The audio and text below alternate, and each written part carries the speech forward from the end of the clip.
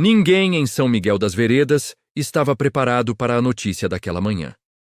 A cidade acordou em choque ao saber que um policial militar havia sido preso, acusado de um homicídio brutal contra uma das figuras públicas mais queridas da região.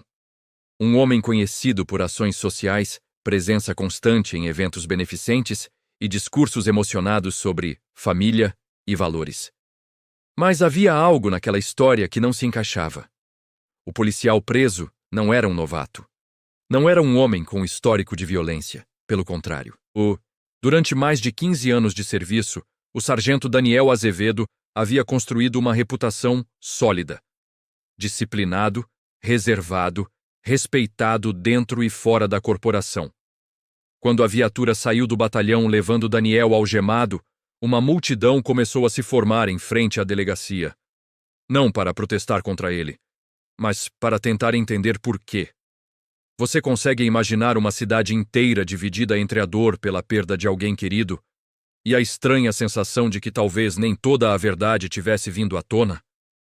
Antes de continuar essa história, já se inscreve no canal e deixa seu like, porque o que você vai ouvir a seguir não é apenas sobre um crime.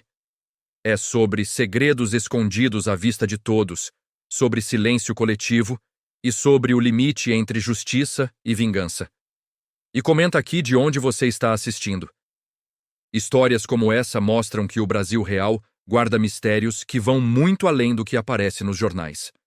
Tudo começou na noite em que Henrique Valença, empresário e líder comunitário, foi encontrado sem vida em sua própria residência. A investigação inicial apontou sinais claros de execução direcionada. Nada havia sido roubado. Nenhuma evidência de invasão comum. Poucas horas depois, a notícia caiu como uma bomba. O principal suspeito era um policial da ativa. Daniel foi localizado ainda em casa. Não tentou fugir. Não resistiu à prisão. E durante todo o trajeto até a delegacia, permaneceu em silêncio. Esse silêncio, mais do que qualquer palavra, começou a incomodar os investigadores. Porque crimes passionais costumam vir acompanhados de descontrole. Crimes por interesse deixam rastros financeiros. Mas ali não havia nada disso. Apenas um homem que parecia carregar um peso antigo demais para aquela noite. E conforme a investigação avançava, os policiais começaram a perceber que a vida pública de Henrique Valença talvez escondesse algo que ninguém queria enxergar. Algo que, se viesse à tona, mudaria completamente o rumo da história. Nos primeiros dias, a investigação seguiu o caminho esperado: depoimentos formais, análise de câmeras, reconstituição de rotina. Henrique Valença era descrito por vizinhos e colegas como um homem exemplar, sempre sorridente, sempre disposto a ajudar, sempre cercado de elogios. Mas, quando os investigadores começaram a examinar a vida digital da vítima, algo mudou. Um perito do setor de crimes cibernéticos chamou o delegado responsável para uma conversa reservada. Não era algo que pudesse ser discutido em voz alta, nem registrado de forma simples. No computador pessoal de Henrique, protegido por múltiplas camadas de senha, havia arquivos ocultos, pastas criptografadas, e um padrão que, aos poucos, começou a se repetir.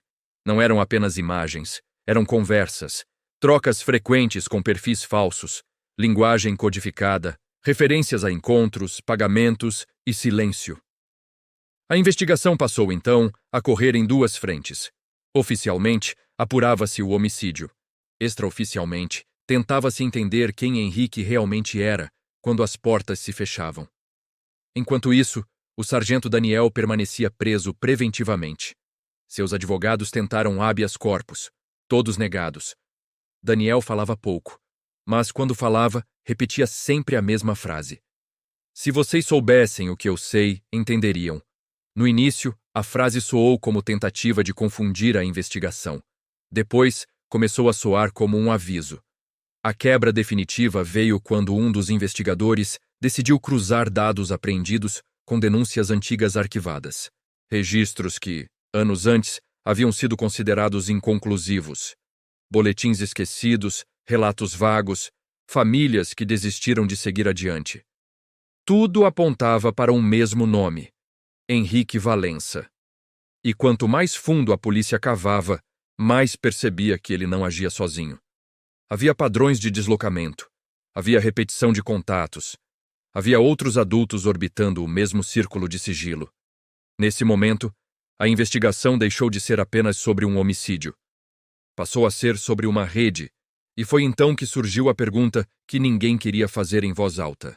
E se o policial preso não fosse apenas o autor de um crime, mas alguém que decidiu pôr fim a algo que o sistema não conseguiu alcançar?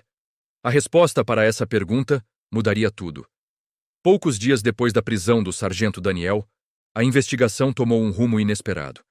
Em outra cidade da região, um homem foi encontrado sem vida em circunstâncias semelhantes às do primeiro caso. Sem sinais de roubo, sem confronto aparente, tudo rápido, direto, calculado. No início, as autoridades trataram como um fato isolado, mas bastou a perícia avançar para que um detalhe chamasse atenção. O padrão era praticamente o mesmo. O nome do segundo homem não era conhecido do grande público. Nada de eventos sociais, nada de cargos de destaque. Mas, quando os investigadores cruzaram seus dados com os arquivos digitais encontrados no computador de Henrique Valença, a ligação ficou clara.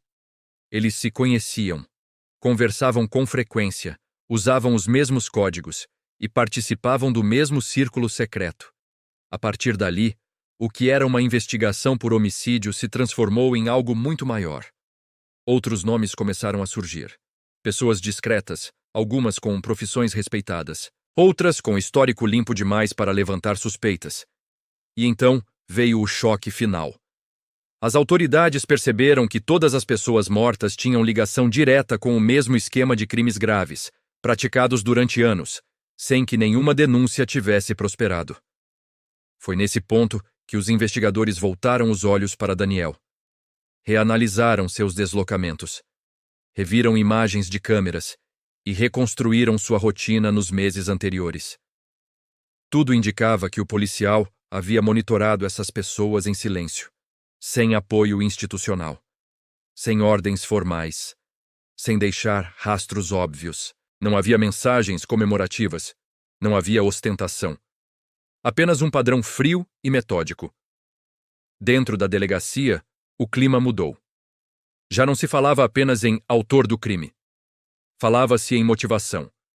Falava-se em omissão do passado. Falava-se em erros que ninguém queria assumir. A população, por sua vez, começou a reagir. Quando vazaram informações de que as vítimas estavam envolvidas em crimes contra crianças, o choque inicial se transformou em indignação.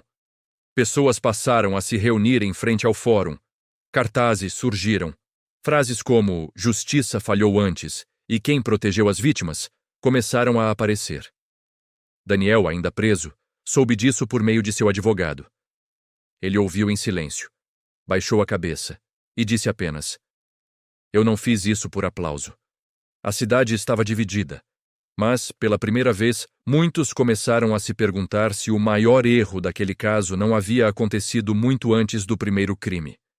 À medida que novas informações vinham à tona, a pressão não recaía mais apenas sobre o sargento Daniel. Ela passou a pesar sobre as instituições. Documentos antigos reapareceram. Denúncias que haviam sido arquivadas sem investigação adequada. Relatórios incompletos. Processos interrompidos por falta de provas. Em pelo menos 3 desses registros, o nome de Henrique Valença surgia de forma indireta, nunca como suspeito formal, sempre como alguém acima de qualquer desconfiança. O que antes era tratado como coincidência começou a ser visto como padrão.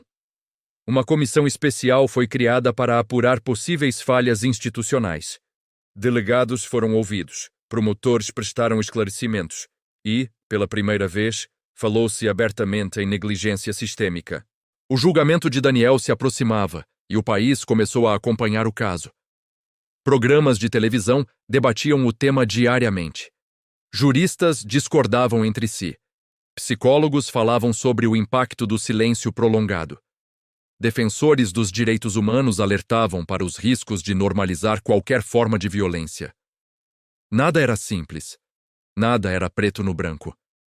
No tribunal, a defesa de Daniel adotou uma postura incomum. Não negou os fatos, Não tentou construir um álibi frágil. A estratégia foi outra. Contexto. Foram apresentados documentos, laudos, conversas e conexões que mostravam como as vítimas participavam de uma rede criminosa grave, ativa por anos, protegida pelo anonimato e pela omissão. A promotoria, por sua vez, manteve uma linha firme. Nenhuma motivação, por mais revoltante que seja, autoriza alguém a assumir o papel de juiz. Essa frase ecoou pelo país. Do lado de fora do fórum, o clima era tenso, mas silencioso. Nada de vandalismo, nada de gritos. Apenas pessoas segurando fotos de crianças, sem nomes, sem rostos identificáveis. Um lembrete incômodo de quem nunca teve voz naquele processo. Daniel ouviu tudo de cabeça erguida. Não sorriu, não chorou, não tentou convencer ninguém. Quando teve a chance de falar, foi breve. Eu sei o que fiz, e sei por quê, mas não peço que concordem comigo. Só que não finjam que nada disso existiu. O julgamento não era mais apenas sobre um homem. Era sobre até onde o Estado falhou e o que acontece quando alguém decide agir fora dele. O julgamento terminou sem aplausos.